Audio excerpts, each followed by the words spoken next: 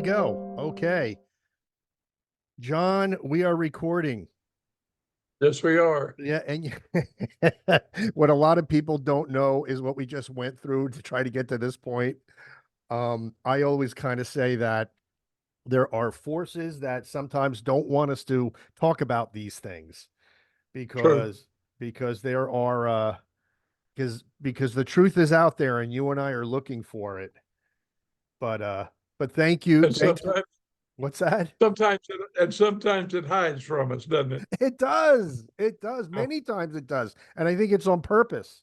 But you're the first one to do this with me. And this is the paranormal collapse from the castle because my house looks like a castle, so I call it that.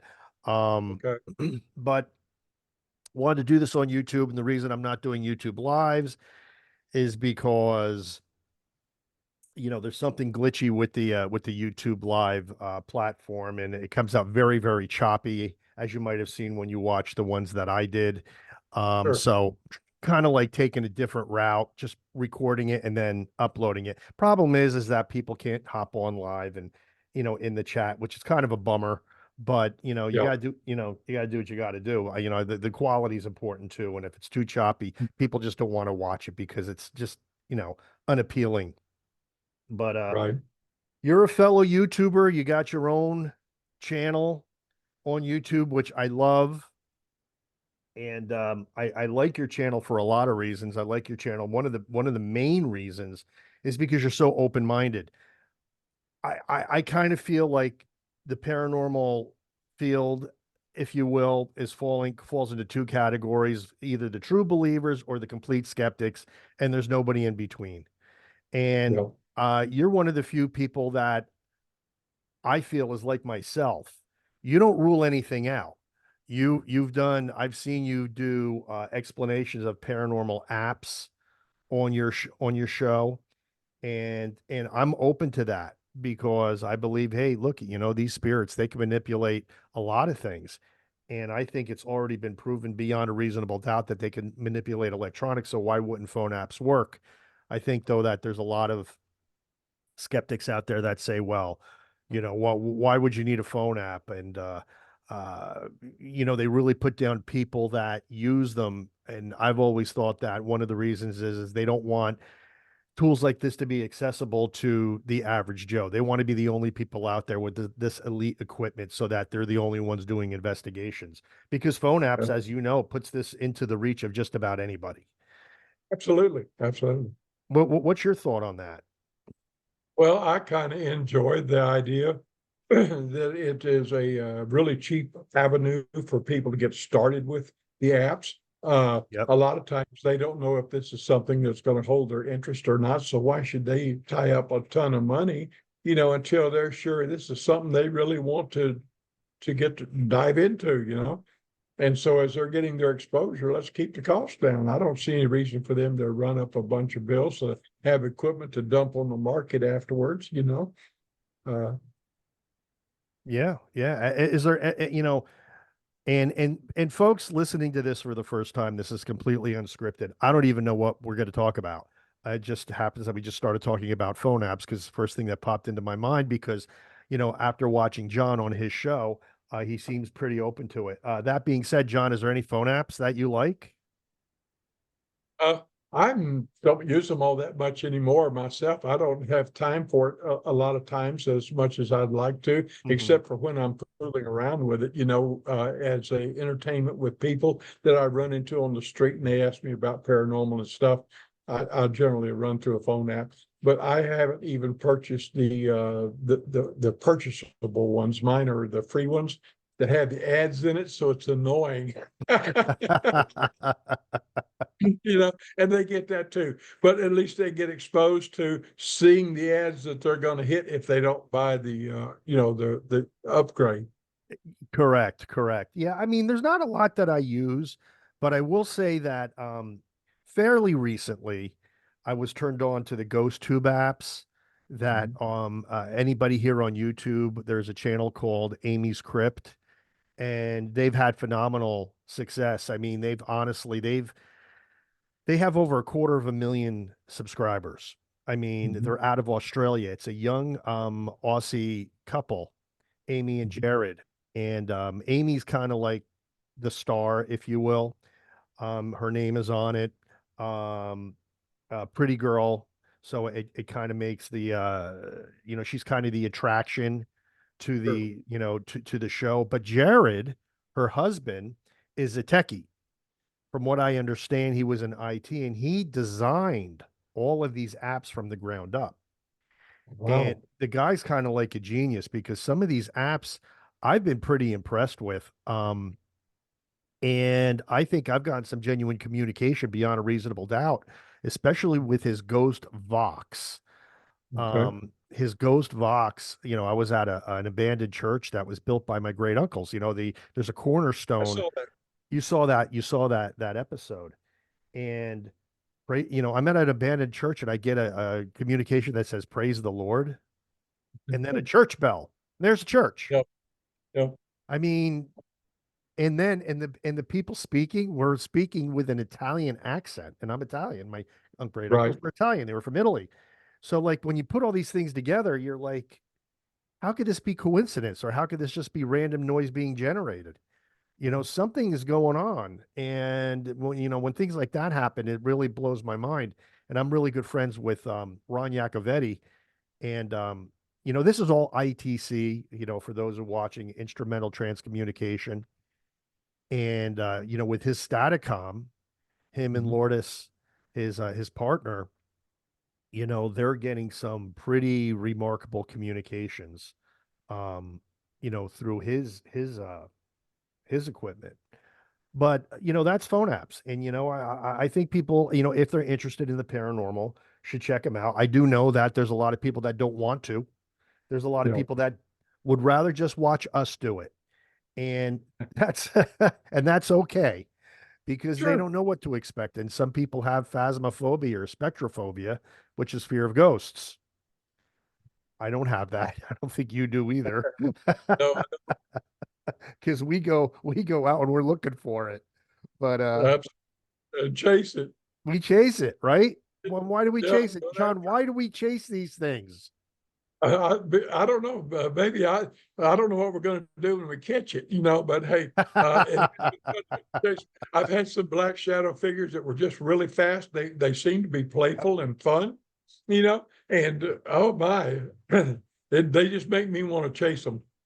It's very funny as you said that because, in my first book, I talk about a Gettysburg investigation where we saw a shadow figure moving along the tree line, and I went out there. Nobody else was going to go with me, and um, Gettysburg. This one part of Gettysburg said had a time you could be on the field till this time, and it was dark. It was already night had already fallen, so we had like 30 minutes, 45 minutes tops to be on the field before we were going to get chased off. But it was nighttime. We saw that shadow figure, and I went out there alone. And I said in my book, I said, I don't even know what I was going to do if I found him. I mean, if I came face to face, what am I going to do other than have a really good ghost story to tell? But Well, I actually had one appear to me face to face, not more than 15 feet away. And I mean, we were in doing a upstairs part of what was called the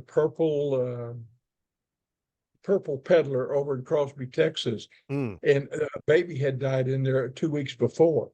And so there was this real short little shadow figure came up across from me there. The rest of my team was scattered throughout the upstairs part of this building. And I'm looking at it, and it kind of snuck up on me at first, and I didn't realize it was a shadow figure at first. And then I saw it, and I made eye contact with it, and it just told me, when you blink, I am gone.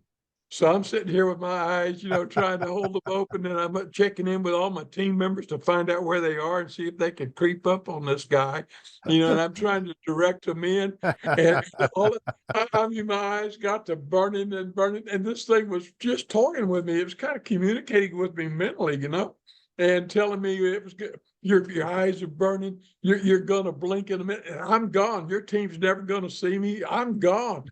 And boy, my eyes got worse and worse and worse. And sure enough, I finally blinked. It was that was it. It was gone. Wow. Wow. So I don't know what it is about holding it with your gaze, if that really holds them in place or not. I don't know. But that was an interesting experience I had. Yeah. Yeah. I don't know what it is either. I do think intention is part of it. And I do think how open you are to the phenomenon has a lot to do with it as well. Um, because let's look at the phenomenon of kids. They get, Courtney, my youngest, who's now in law school. Yeah, yeah. I always say ghost hunting makes you smart, folks. Um, she was able to see orbs with her own eyes, and Yes, me too. oh, you too. Yep. And a lot of people, especially the orb skeptics, boy, I'll tell you, man, if you accept the possibility of paranormal orbs, you are in a whole separate area of this field because the skeptics, they just don't want to hear it. They don't want to hear it. As far as they're concerned, it's dust and that's it, or it's lens flare. I mean, there's a couple possible rational explanations. And look, I know lens flare is a thing because if somebody gives me a photo with lens flare and I know it's lens flare, Yeah. but there are paranormal orbs out there. And, I mean, just look at Klaus Heinemann, PhD, who wrote the Orb Project. This is a NASA scientist. And that book, The Orb Project, is brilliant. And he's dissected every possible explanation for orbs from, the dust theory, Yeah. right up to the, lens flare and everything. I mean, he studied the photographs. He's done this in conjunction with other PhDs, and a lot of them very familiar with photography. And they have come to the inescapable conclusion that a lot of these orbs are paranormal in nature. And there's just no two ways about it. I, And he wrote that about 12 years ago, but very recently he wrote a follow-up book called Phenomena. And even in that book, he now reaffirms what he wrote in the old book. Like it's not like he came to this epiphany saying, "Oh no, I'm going to retract everything. I was wrong." No, no, he's like, "I was right." And he starts to give you even more evidence. no. Um, so yeah, I mean, paranormal orbs are a thing. And of course, when my daughter says she sees them and then I follow up by capturing them on video, that's kind of proof positive, but still No. you can't No. um you can't satisfy some of these skeptics out there. No. Well, we have a video of one that is actually we had two cameras set up, and they were in the children's rooms, and the doorways were back to back. So one camera's on one side of the wall, one camera's on the other. We had an orb go right through the wall Mm. and come out the other room. So you know that you can't. That's not dust. No, it's not. And we have a few pictures that have real orbs in them. Now, real orbs are pretty rare, really, to be honest with you. And I've got a couple of videos up on taking photographs and capturing evidence on photographs. And I've got one that's all on orbs and what mosquitoes look like, what insects look like, what they look like in flight, what, you know. Now, another thing that I've run into a lot of that a lot of people don't even mention is that the trees at night, when they shut down the photosynthesis production, Hmm. they have little cells that are called stoma that open, and the water that's coming up from the roots is being dumped into the air. So a lot of times at night, when you're under a tree, you're going to feel droplets of water, and Mm. so some of that scatter is moisture, and it's not just dust. So you're contending with moisture also. Right. Right. Yeah, and I wonder, I mean, sometimes this and like cemetery mist too, that's always fascinated me. Some Yep. people getting some of this misty, almost ectoplasm type of photo. I've never caught that, by the way. We've Um, got several. We've got about a dozen or more on our videos yeah, that we yeah. show. And I'm Yep. wondering if that causes that, but I mean, you can't be sure. And then you have to, and then you, then there's the whole other theory that, okay, well, even if that is the case, who says that spirit can't manipulate that in an effort to communicate? I mean, Right. we don't know. I think they can do a lot. I really do. And Well, go ahead. on my personal Facebook page, I have a mist that is formed a profile of a person. Now, at the time, I was living with a young lady named Shaban. Mm-hmm. Her husband had died 5 years previous. Mm. And it turned out this profile was him. He was accompanying her on a lot of these ghost hunts and making a connection with her and would appear for her in the camera. And so we identified him and talked to him actually on a ghost box on a long session with Chris Moon, uh, where he confirmed that that was him making that ecto mist, and that was him in that investigation. So you know, they can do it. And I have a bunch of ectomists in different pictures. Yeah, and here's one thing I've said, and I actually didn't write about this in any of my books because it came to me one day. You know, people are like dust, dust, dust, dust. Okay, let's just say it is dust, just for argument's sake. Like I don't want to argue with you, Mr. Skeptic. I'm gonna accept that that orb was a piece of dust. Do you accept the fact that there is poltergeist activity? And of course, a lot of them are going to say yes. I mean, I had one I had one paranormal skeptic who said all orbs are dust, and in the same breath, she said one time she had like steak knives thrown at her in a haunting, and I'm like, okay, well, if you had steak knives thrown at you in a haunting, do you think that a, a, a spirit can manipulate a speck of dust? How much less energy would that take? 10 centimeters in front of a camera lens in order to create an orb to communicate. Why not? Why not? Could a spirit possibly be using dust or moisture in order to communicate, saying, okay, you know what? In order for me to throw this bottle of water, that's going to take a lot of energy. But boy, I can manipulate that piece of dust pretty easily now, can't I? In front of the lens, because this is what you want me to do. Because You it's got a amazing good how point. many times you ask an orb to manifest and then you take a picture and there it is. And you won't have orbs in any other pictures. Yeah. So it's a fascinating subject. Um, as you can tell, I'm an orb guy, but I am. I am. I've just too many things happen to me, and I've got too much, evidence in our own investigations to kind of support it. I think probably our biggest ones, other than the ones that I video that my daughter saw with her own eyes, was the one where I actually have a succession of photos of an orb that expanded to a full body apparition. Oh, And wow. that video is on YouTube actually. And my daughter, my oldest daughter, who was taking the pictures with an IR camera at the time, is flipping out because she's watching it happen through the LCD screen, and none of us could see it. And she's like, "Dad, you got to see this." And I'm trying to be Mr. Professional, saying, "No, no, no, we'll watch it later," And then she goes, "No, you got to see this right now." And then she showed it to me, and I'm like, mind blown. And the last picture of the full body apparition is just it's a mind blower. Yeah. Yeah. So now, how many people are in your groups? Well, we're kind of small right now. The ones that are pretty active, we have about 8 people, to 6 people that are heavily active. Now we're getting active right now in going some of the paracons and stuff and having a booth Good. and trying to make more of a public appearance. Yep. And one of the things we do too is we do presentations like you do to, provide speakers to different events that if Yep. they want to speak on something. We also provide educational materials and stuff.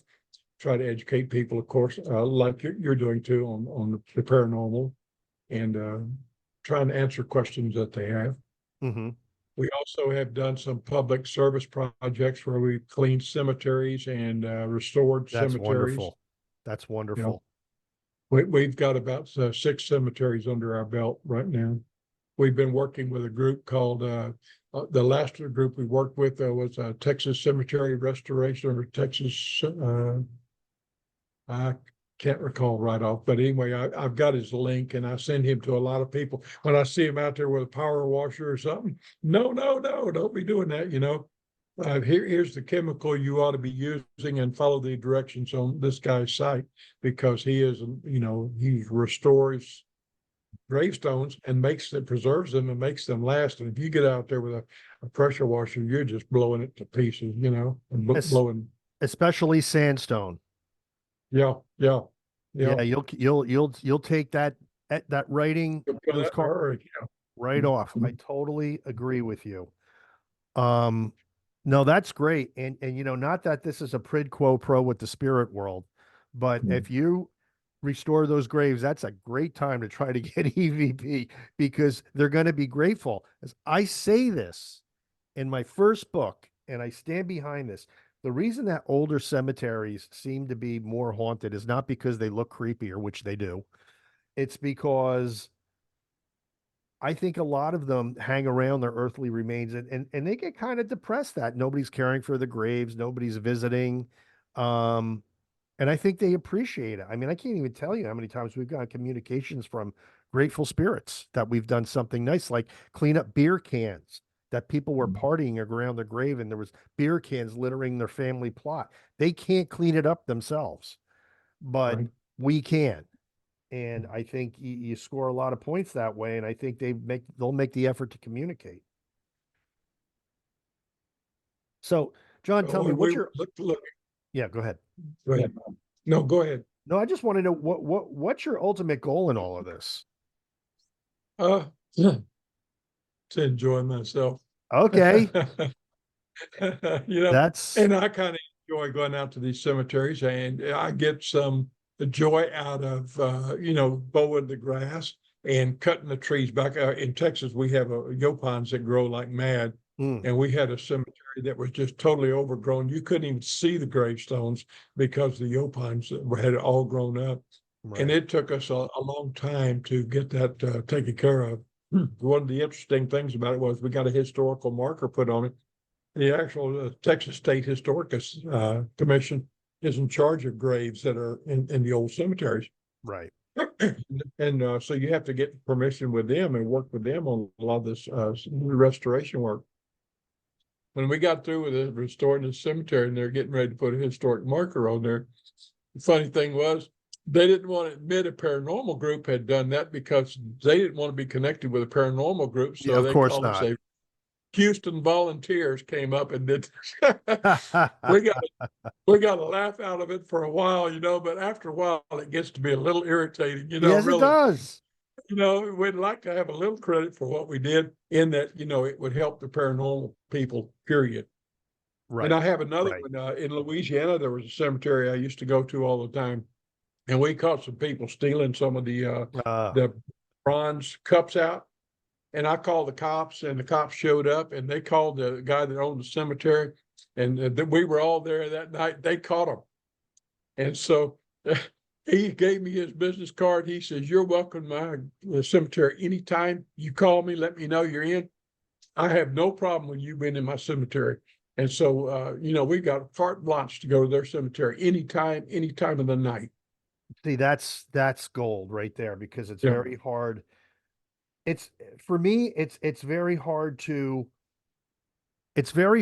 get indoor investigations at night unless you pay exorbitant sums of money to a haunted yeah. location. It's hard to get into a cemetery at night. And which is why you see a lot of our investigations during the daytime. But a lot of people say, well, why does it have to be at night? It doesn't have to be at night, Does but not. it does not. But it does make it easier to capture certain anomaly. Mhm. Like, it's easier to get photographic evidence at night, in my opinion. It's easier to get even some video evidence at night. Other than that, that's the only real benefit, in my opinion, Mhm. because let me see, yeah,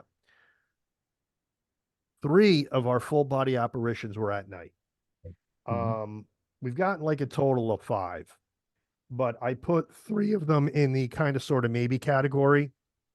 One could definitely be pareidolia. If Mhm. people don't know what pareidolia is, that's your mind matrixing certain things to create an image, like faces in the clouds. Yeah. That's pareidolia.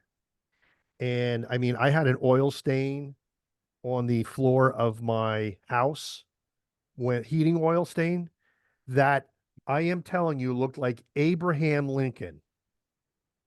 I mean, it looked like him. And it wasn't, obviously, it was an oil stain. But Yeah.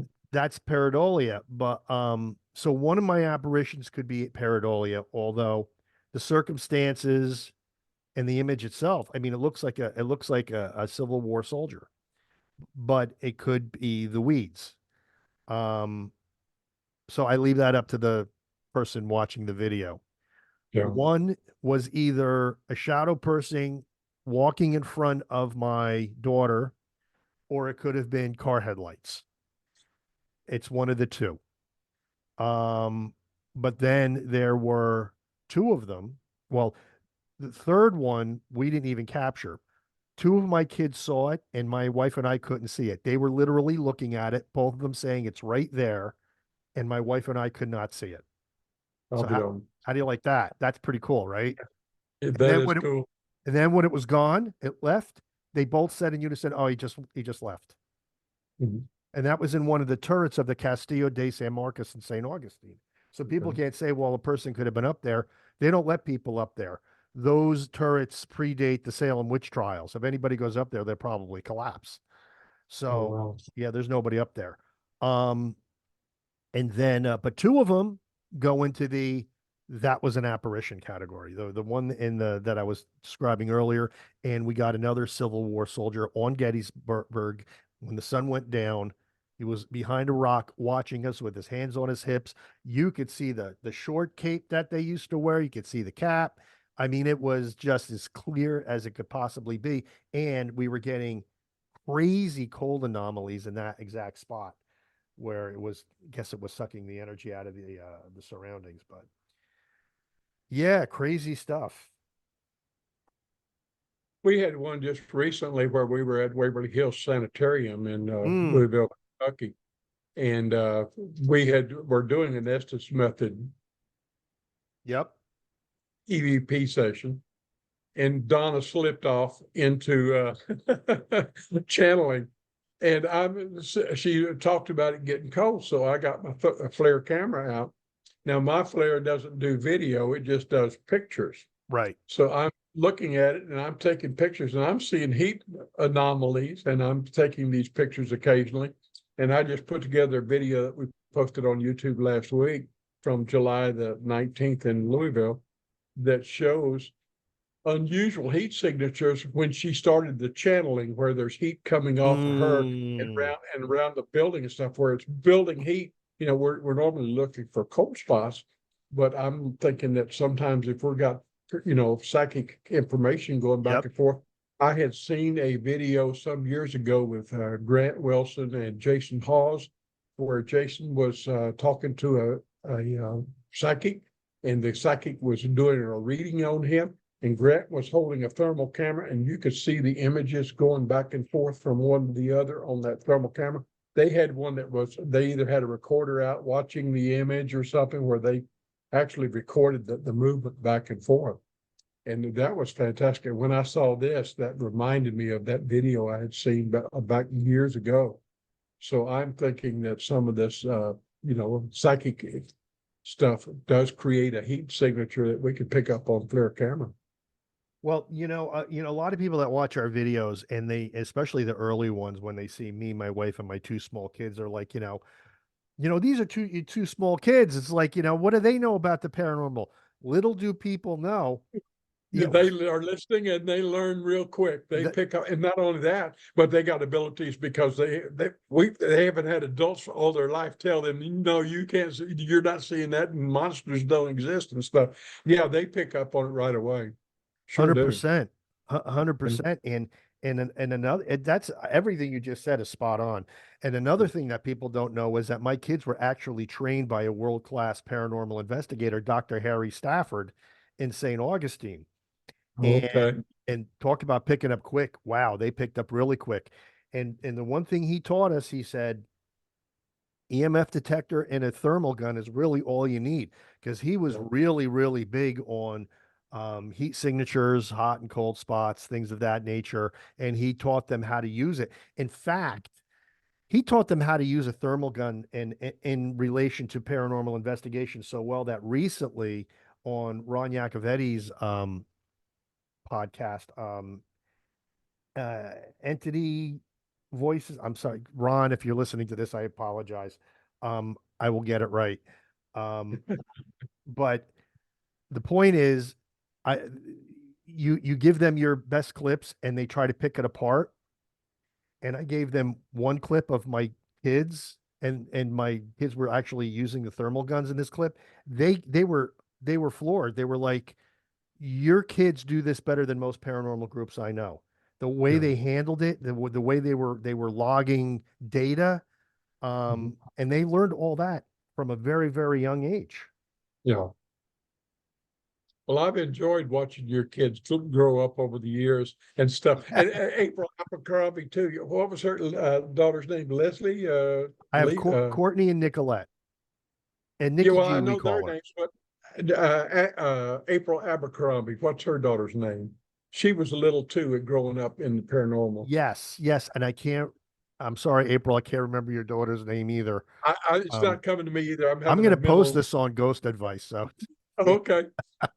I'm having a mental issue right now, so forgive me, April, but oh, I do look, remember you and your daughter in matching pajamas, when we'd have these some late night sessions and stuff on a video chat like this and stuff.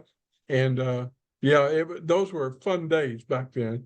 April is one of my favorite people in the paranormal. Mine too. Mine too. She's She's, just a sweetheart. even though I drive her crazy with the orb stuff, I just drive her crazy with it.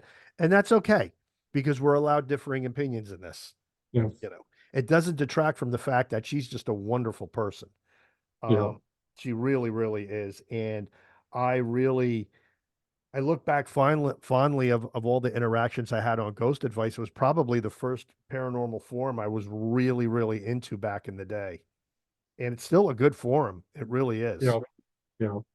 But, I've expanded it and everything like that.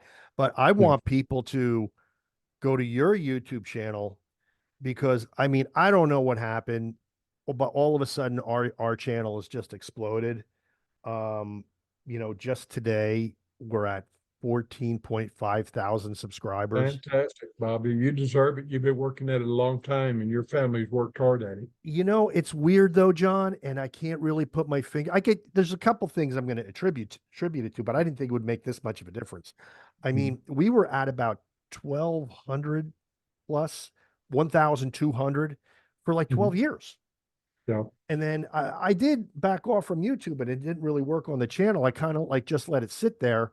But now Yeah. I had a 12-year experience, experiment, if you will. Nobody's just going to all of a sudden magically discover it and it's going to Yeah. take off. You have to like start putting new Work at content and it. whatnot. You have to work at it. Yeah, went back, redid the thumbnails to make them appealing, to get people to click on it and watch the material. Yeah. And went back and did some things to kind of like kickstart the algorithm, like pin some comments and things of that nature that they tell you to do. But then we released some new content, and it was a Stonehenge video that we did. And all of a sudden, I something kicked into gear, and they just started flooding in. They just started flooding Wow. in, and Yeah. um, I don't know why. I mean, next Wednesday, I have a Google Meet with YouTube and Google. I'm a part of a research project because I think Okay. they're kind of like wondering what's going on here. Because Mhm. what they did is they throttled back my channel for a few days Yeah. and then opened it back up again to see if it was kind of like a fluke. And as soon Yeah. as they opened it back up again, they the subscribers started pouring in once again. And Wow. so I think they want to get inside my head and find out what's appealing about the web series Mhm. that people are finding appealing because people are discovering this now for the first time after 12 Yeah. years. Yeah. The family who ghost hunt is like really, really novel. And they think they like the fact that we don't sensationalize, we don't run around screaming that it's a demon. Yeah. we just We do our thing and we're serious about it. And I think Yeah. it's more of like we're it's more like an adventure to us than it is a scary show. You know, this is about adventure. And I think Yes. that really appeals to a lot of people that just don't want the sensationalism anymore. Well, it's about learning too, because you're learning about history. And actually on some of my videos there, I went and did back in March and February reports like from the Alamo. Today is such and such a day, March the 2nd Right. at the Alamo. Love it. And did a report like it was happening today. I actually had a few people think, when did they cross the border? They've been crossing the border, folks. But anyway, there was a little sensationalism there on that. That's And okay. actually, That's a little is fine though.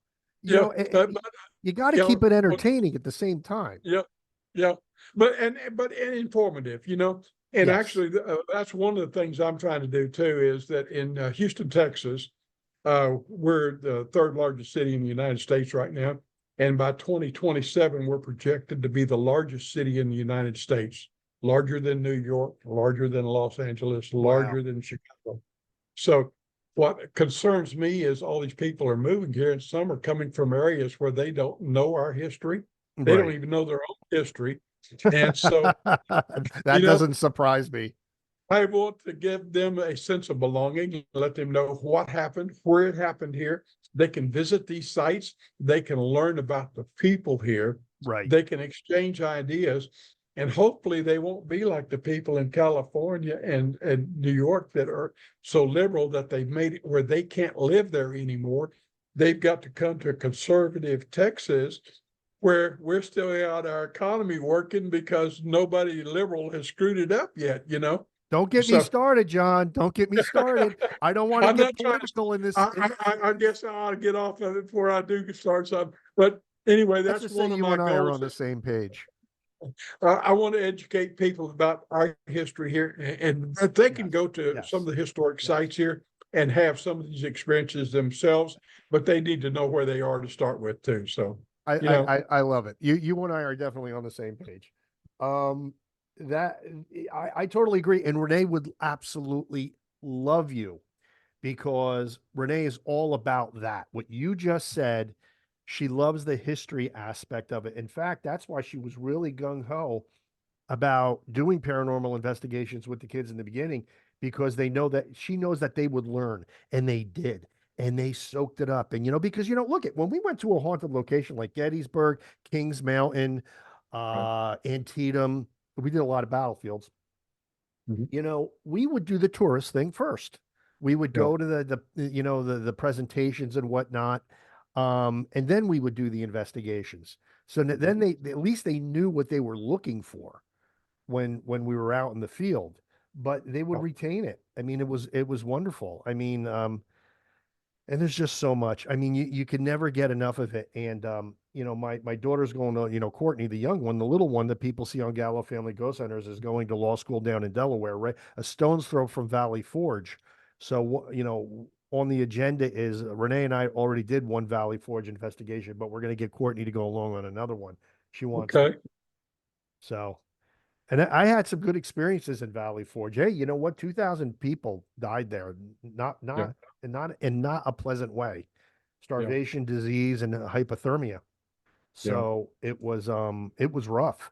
Now people say, well, Gettysburg was 50,000. I said, yeah. I said, but look, we investigate places where one person perished. You're talking Yeah. 2,000 in Valley Forge. Yeah. So Yeah. so what do you guys Well, have like, on the agenda? oh, we have a lot of things going on in September. Gosh, almost every weekend is booked. So we're pretty busy, That's and great. actually a lot of the weekdays are pretty busy too. So we're staying pretty busy. It's a good thing I'm retired. I'm not. I'm not. Well, I'm semi-retired. I have a part-time job with the county. I'm an elected official with the county, so I have a Okay. little income from that. Sorry about the dogs. Oh, I don't The air care. conditioning man, I think, just knocked on my door, to let me know he's through. Okay, that's enough. Enough. He's All I know talking to is, the spirits, folks. The spirits yeah, knocking on the door. Just yeah. kidding.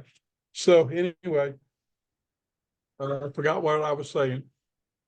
No, we were talking about Valley Forge and the historical Oh, yeah. aspects. Well, I was going to bring up Galveston, Texas, near us, which had the storm in 1900, which had over 10,000 people die in that storm, which is a pretty significant number. And we've had a lot of places there that just haunted something fierce. Layla, quit. So we've had a lot of activity in Galveston. In fact, one of the times our group had grown to 350 people. And when you got 350 people, it's kind of hard to find places to take them.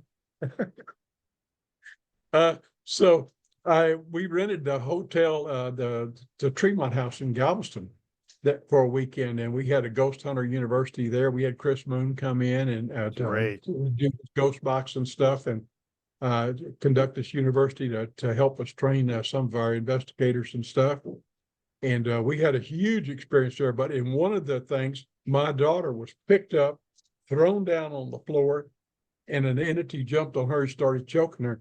That's the first time I've ever had anything happen like that. I was a rescue captain in the fire department, and I was so taken by it, I didn't know what to do. Being a father, I wanted to go over and grab it and yank it off. But I'm looking at it and what's going on, and I can't see anything there. And I'm thinking, what the hell? What do I grab? How do I get rid of Wow. this thing?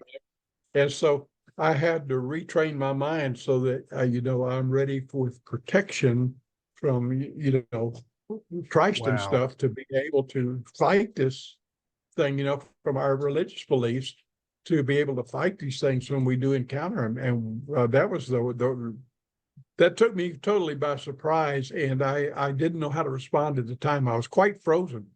And I was surprised at myself because being a rescue captain, I always knew what to do, when to do it, and step by step. But that caught me so off guard. I was so unprepared. That's amazing. And we've never had like severe poltergeist activity like that, but we have had spiritual oppression, Oh, sure. which I don't even talk about, didn't write about in my books because it was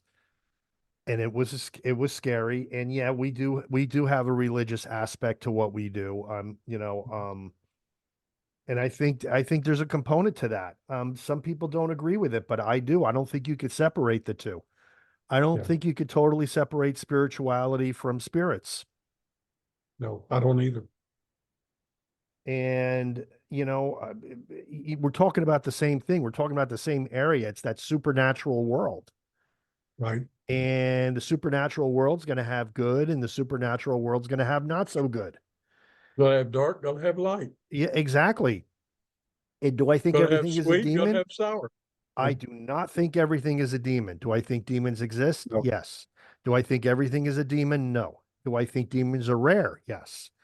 Do very. I do I think that spirits of disembodied spirits of people do I think they can mimic demonic activity? Yes, I do. I think Sure. nasty ghosts, earthbound spirits can absolutely mimic demonic activity. And I think that's probably the majority of the case. Um, I've come to some, I mean, look, I've been doing this since well before my family. I've been doing this since 1990, actually a little bit before then, but 1990 was the first time I ever got the stuff on video. Yeah. But I've come to the conclusion that, once you pass on from this world, depending on your vibration, if you will, Yeah. some know a lot, some don't. Some of these spirits have no idea why they're even where they are. Some of them know a lot, some Yeah. of them are advanced. Mm. So I don't know, but that's getting really metaphysical, to be honest. Right now, Well, yeah, go ahead. I got a good story for you on that one. I want it. I want it, please. I was working as a door reader at Home Depot. Okay. Okay, so some years ago, 5 years ago, and one day I came in and checked in time clock, and I walked out to the store with another fellow employee. And as we're walking through the store, we're just chit chatting, and we separated at my workstation. He went on out in the garden center, And about 2 hours later, the manager of the store came through and said, John, so and so's not going to be here today, or so and so passed away. And I said, really? I didn't see the ambulance arrive. What happened? Did he have a heart attack? What? He passed away in his sleep, they said. And I was not going to tell him. I just walked from the time clock 2 hours ago out to to my post where he left me and went to the garden center that morning. And I think he woke up just like every other morning, and he didn't know Wow. he was dead, and he just went on to work. And then when they discovered his body, he left and was gone. But Wow. that was a real freaky experience. And if I didn't know that guy so well, there's no way I misidentified who this was. That's Yeah, amazing. yeah, I had worked with him for 2 years, so you know Mm. Yeah, he was as real as you and I are right now. So and that's a full body apparition right there, Yep, right there, that you saw with your own eyes. yep. Um, Look, I had a near death experience not too long ago. I had gallbladder surgery and I wrote about it in my second book, which was released pretty pretty recently as well. Um, and had a rogue stone after they took out my gallbladder, stitched me Mhm. up. My bilirubin levels were going up, and I'm fading. I'm starting to go to sleep. And they say that if you go to sleep in that state, you're not waking up again. Your body's poisoning itself. Mhm. Doctor comes in. He says, you got to go back under the knife. He says, you got a rogue stone blocking your bile duct. He said, says, if we don't get that out, it's lights out. So, as they're getting ready, I'm sitting in the dark room. Boom, there's my dad. He died in 83, standing right next to the bed. Open my eyes, and there he is. And he just asked me, he goes, are you ready to go? And I said, no, I'm not actually. I said, I said, I said, I'm not afraid or anything. And I wasn't even shocked to see him, which was the craziest part. I said, my kids are still young. Kids still need me, Dad. And he nodded his head, turned around and gone. I mean, now a lot of people say, well, were you on any drugs? I said, yeah, I was. I said, and it could have been that, but I still had the experience and I wasn't expecting it. So, I mean, it's kind of, I don't know, I mean, and I call it a near death experience because even though I wasn't flatlined, I was close to dying. So, according to the doctor, so, I count that as an NDE. So, I've gone through a couple of them myself, and actually, I have one experience that I don't talk about too often to too many people. But I was up on the roof as a rescue captain in the fire department on a burning building, and I felt the roof start to buckle on me. And I'm thinking, I better get off this roof. This roof's going to collapse and dump me in the fire. And I turned around to go back to the ladder to get off the roof, and the ladder wasn't there. Somebody had moved it. It was gone. I'm oh there. no. I feel it go bump again. And I close my eyes and it collapsed. I hear all this noise going on around me. And I'm thinking I'm falling in the fire, but I don't have the sensation of falling. And I open my eyes and I'm not falling. I'm standing there in the air. And I look down and I'm standing on top of a chimney. I don't know where that chimney came from. I don't know if the Lord built that damn thing under me while I was standing there, or whether I saw one and it didn't register and I jumped to it. I don't remember jumping to it. All I know is the roof was collapsing. I had resolved that I was going to fall into the fire. There was no other alternative for me. I heard the roof collapse and I hear all this noise. And I open my eyes and I'm standing on a chimney. That's You an tell amazing story. me. Now it is. But I've got about a dozen of them like that too. Similar stories. Well, I'm glad I've we had got that one. fun. We got that one here. That's wow, folks. That's worth the price of admission right there. Wow. And you guys didn't even have to pay to watch this. Wow, that's amazing. Oh, I love. You know what? And I can listen to this stuff all day long because this is why I do it. I do this Yeah, for validation. Look, I believe in spirits. I believe in the afterlife. But I got a little Thomas in me. Little of the sure. Apostle Doubting Thomas, Thomas, yeah. doubting Thomas, and I think a lot of us do. Sure. And we're in good company. Mhm. But you know, I'd like to see a little bit of proof. I'd like to see a little bit of evidence about. I mean, I've seen tons of it since 1990, but that's why I can never get enough of that stuff. And my wife is always telling me, she goes, "How much more do you want?" She goes, "You already got everything." I said, "One more, one more apparition, one more really clear EVP. That's what I want." Yeah, You just never get enough. yeah, And I got to admit, look, the whole YouTube thing, I'm having a lot of fun right now watching this, everything grow. I'm sure. trying not to let it take my eye off the ball, Mhm. which is ultimately proving the existence of the afterlife, which is really what our original intent Sure. was and what Yeah, it continues to be.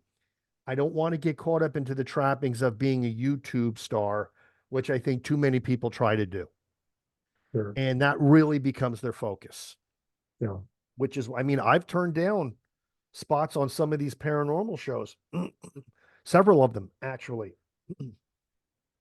for a number of reasons. Um, Number one is they wanted me to do stuff I didn't want to do. And and number two, and that you'll notice I'm not naming anybody.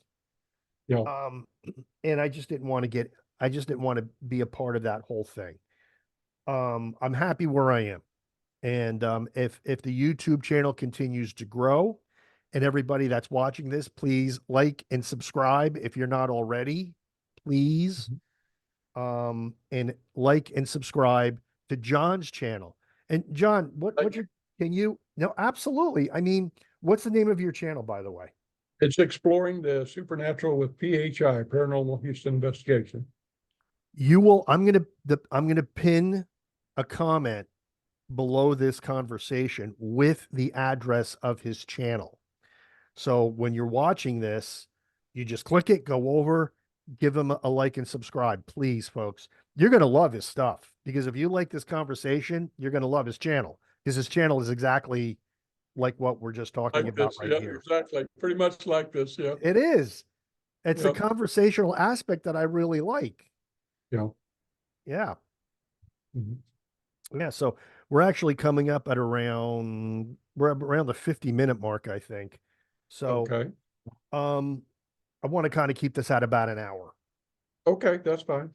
because if it goes any longer than that, then people start to drop off, and then the retention rate on YouTube is terrible, and we get graded on all of this stuff, folks. Sure we do, yes. The algorithm grades us on all this stuff. So I don't know how Amy's Crypt does it. If you ever go over and you watch they got like 2 hour investigations. And I'm like, do people really sit through this? My wife and I sit there and I love them and all. Don't get me wrong, but I start to get bleary eyed. And I'm like, I don't think I could watch any more of this. I Mhm. mean, but they seem to be very successful and good for them. I just, and I'm hoping that one of these days I'll have, a lot of people that would sit through a 2 hour Yeah. conversation or a 2 hour investigation because I'd have no problem putting, Well, I think content like that out. if it's interesting, I think people have no problem sitting through 2 hours. I think the problem is us keeping it interesting for 2 hours, to be honest with you. But let's face it, I kind of keep mine to 30 minutes to an hour at the max. Yeah. There are some that run over, but for the most part, I try to cut it off around 30 minutes. I know what they say about me. This guy really likes listening to himself. Well, yours aren't all that long. Most of your little investigations are fairly short, really. I And keep them they're at they're around they're 20 really minutes, bite believe it or sized. not. They're really bite sized. Where you and the family are out there, you're doing a spot, and it's fun to watch the kids and y'all, and it's over in a short period of time. And a lot of people can find time for that. Where if you're sitting True. down and you look at something and yeah, it's going to be 2 hours. Well, I got to go to the doctor in an hour. I can't watch that. I've got to allow to do something. And then they may not ever get back to it. Correct. And I want them to see And I the want them to evidence. see evidence. Mhm. That's important to me that when I present the evidence, like if you have like this 2 hour thing and you save the evidence to the end, they never get to the evidence.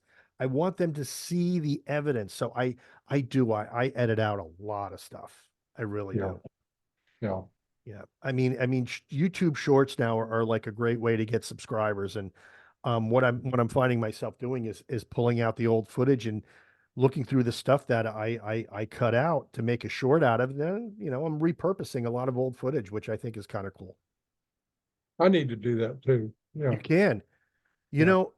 If you do the shorts, the nice thing about them is they get subscribers. And I don't know how like the dynamic is there, but I've gotten like I think my last short I did, I was a 15-second short. 15 seconds. I got 8 subscribers.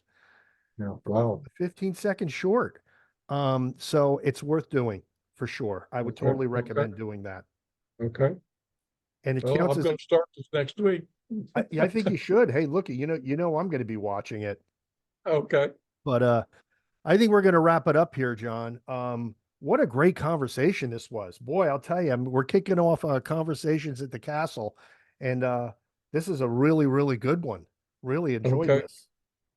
Well, I've got some other stories to tell you about different things that have happened to me in the past. So if Well, you we're want g- we're another definitely going to version, do it again. We're okay. definitely going to do it again. And if you want to do something like this, I'll come on and we'll do it on your channel. Absolutely. I would look forward to that, Bobby, certainly. Yeah, let me know. Let me know. I Okay, I I I love I doing this will. stuff. This is, and Okay. I like this too because it wasn't like this formal podcast setting where I had to have this list of questions and blah blah blah. Yeah. This Right. great informal conversation. I think people like this. I think people are really really going to tap into this kind of format, which is just I'm going to get together with one of my friends and we're going to talk about the paranormal, and people are going to like you related that story that no one ever heard before. That's what happens in a real conversation. Well, these are stories from the heart. And so when you're telling people something from the heart, they realize that, and they Yep, feel special. At least I think they ought to feel special because you don't share that kind of stuff with just the stranger on the street. that's right. That's right. Yeah. Well, you're definitely in a friendly atmosphere here, so you don't have to worry about, because we all know what talking to laymen about this can be. Sometimes they look at you like you have 3 heads, and I'm like, Yeah, they're looking for a guy in a white coat call on speed dial so that you can get a jacket that hugs yourself. exactly, exactly. They don't know. They don't know what we know, John, and that we're That's right. continuing to learn all the time. Yeah, they haven't seen it. That's right. All right, folks. I hope you enjoyed this. I really do. Please leave your comments. We need comments.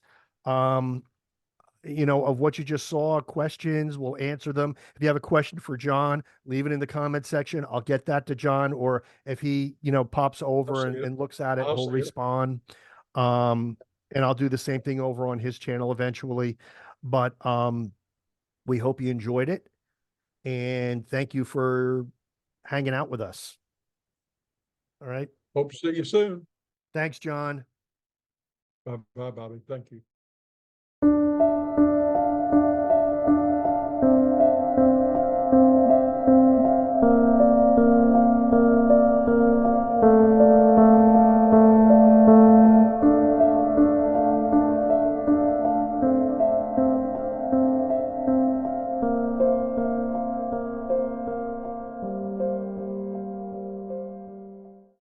Hi, ghost hunting fans! If you enjoyed Family Spirits, the adventures and evidence of Gallo family ghost hunters, you're going to love Family Spirits 2, Purpose and the Paranormal by Bobby J. Gallo. Paperback and nookbook available through Barnes & Noble. More adventure, more evidence, more ghosts. Materialize your copy today.